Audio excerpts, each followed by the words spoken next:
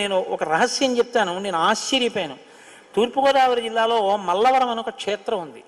అక్కడ సుబ్రహ్మణ్యుడు, ప్రత్యక్ష సుబ్రహ్మణ్యుడు, ఇంతలా పాము కోనేటిలో స్నానం చేసి శివలింగాన్ని చుట్టుకుని ఉంటుంది. అది పిల్లలు పుట్టని వాళ్ళు వెళ్ళి నమస్కారం చేస్తే పిల్లలు పుట్టారు. డాక్టర్లు పిల్లలు పుట్టరని సర్టిఫై చేసిన వాళ్ళకి పుట్టారు. ముఖ్యమంత్రులు కూడా వెళ్ళారు పీఠాధిపతులు అక్కడికి.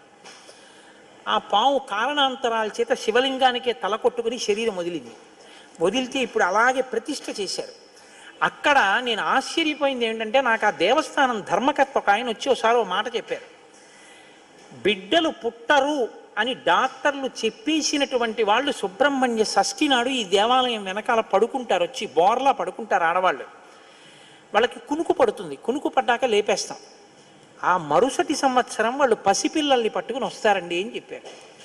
నాకు అపనమ్మకం కాదు, చూడాలనిపించింది. మీరు కూడా వచ్చారేమో గోపాలకృష్ణ గారు నాతో.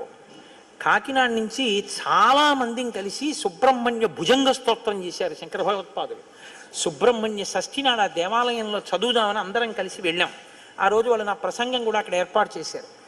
మీరు నమ్మరు, నేను తెల్లబోయానండి.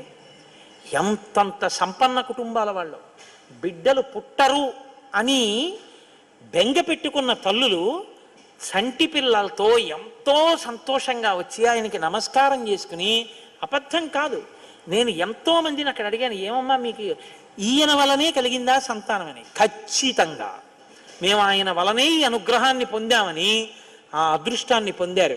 మహానుభావుడు సుబ్రహ్మణ్యుడంటే. ఆయనకి నమస్కారం చేస్తే ఎంత స్థితినైనా ఇస్తాడు.